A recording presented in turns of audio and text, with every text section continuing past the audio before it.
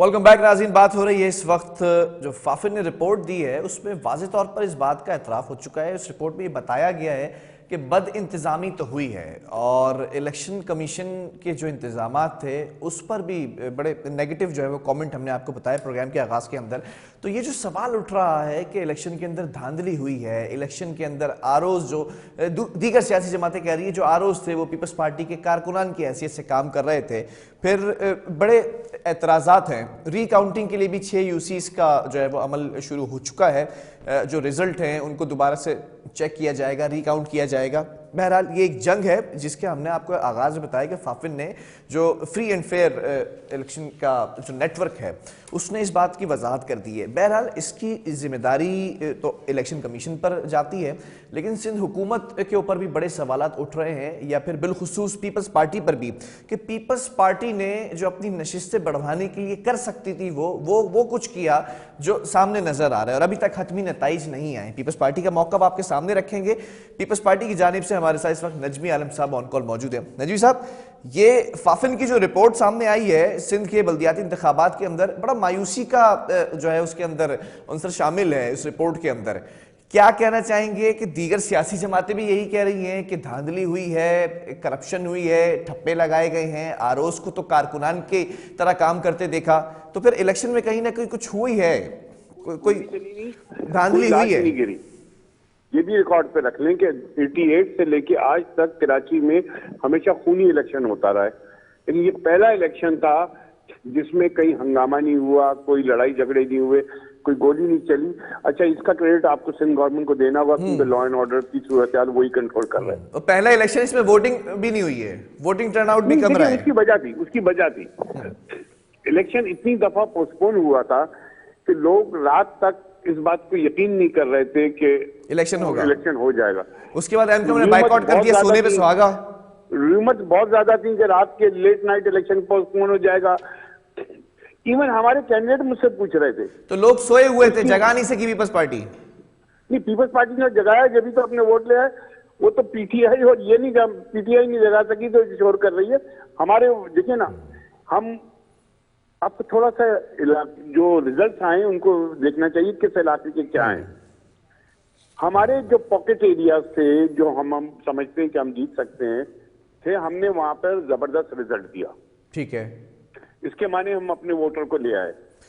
अब आप अपना वोटर तो ले आए, अपने हल्के के अंदर तो आप वोटर ले आए, इसमें कोई दो राय नहीं है। बाकी अगर पीपल्स पार्टी की जानिब से जो यूसी चेयरमैन के लिए थे, जो वाइस चेयरमैन के लिए थे, वो वोटर भी आ गया, वो भी आप कह रहे हैं कि पीपल्स पार्टी ने वोटर निकाल लिया। मजमूई तौर पर 20% से भी कम रहा।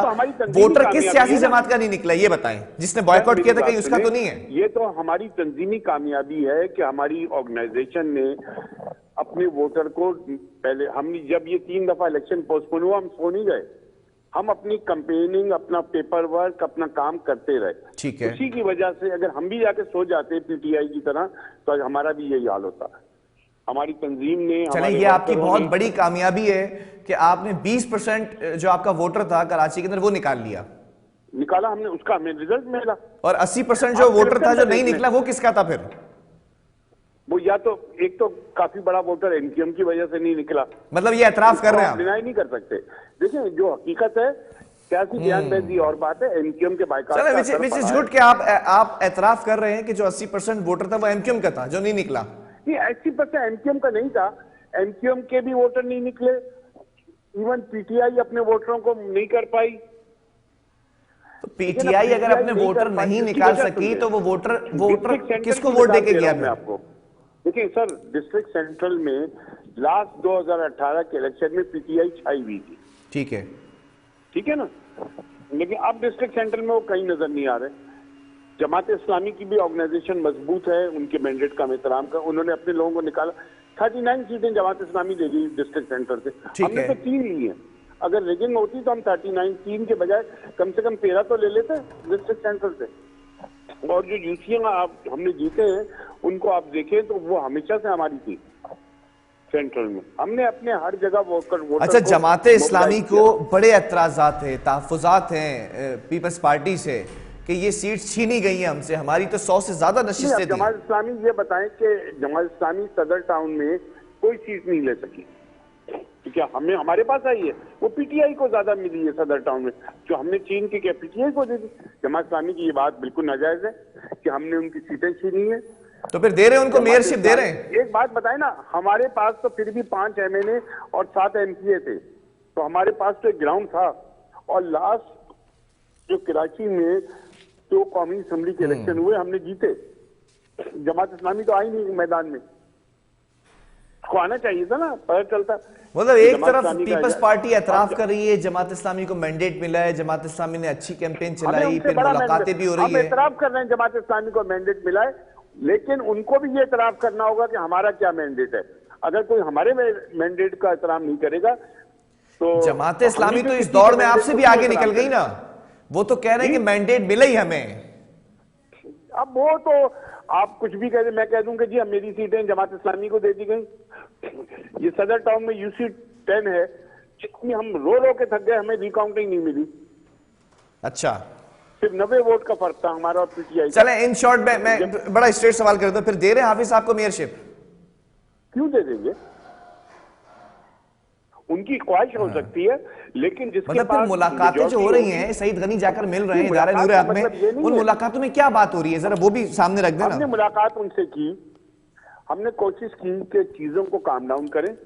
हमने उनसे ये कहा कि जो भी सीट पे इलेक्शन कमीशन का जो भी 6 सीटें गई हैं, जो इलेक्शन कमीशन का फैसला होगा हम सदके दिल से उसको कबूल मतलब मैं ये समझ लूं कि बात का जो गुफ्तगू का आगाज हो रहा है आप दोनों की मुलाकात में, उसमें पहला जुमला तो ये होता होगा पीपल्स पार्टी की तरफ से, भाई मेयरशिप नहीं देंगे, आगे बात करो, ऐसा ही है? नहीं, अभी मेयरशिप की बात ही नहीं हुई। अभी जो हमारी बात हुई है उनसे कि जो उनके रिजर्वेशन थे, हमने कहा भाई जो इलेक्शन कमीशन जिस सीट पे जो फैसला करेगा हम उसको एक्सेप्ट करेंगे। चले लेट सपोज ये 6 जो यूसीस की रिकाउंटिंग का अमल है, ये 6 की 6 सीट्स चली जाती हैं जमात इस्लामी के पास, वो अक्सरियती वोट ले लेती है, पहले नंबर पर आ जाती है, फिर क्या नेगोशिएशन होगी? 11 सीटों का इलेक्शन बाकी है। अगर जमात इस्लामी मेजोरिटी ले लेती है, मोस्ट वेलकम, हम उनसे कहेंगे आ जाए। लेकिन अगर हमारा वोट ज्यादा होता है तो फिर जमात इस्लामी का भी इखलाकी फर्ज बनता है, वो कहेंगे जी आए पीपल्स पार्टी का मेयर बने।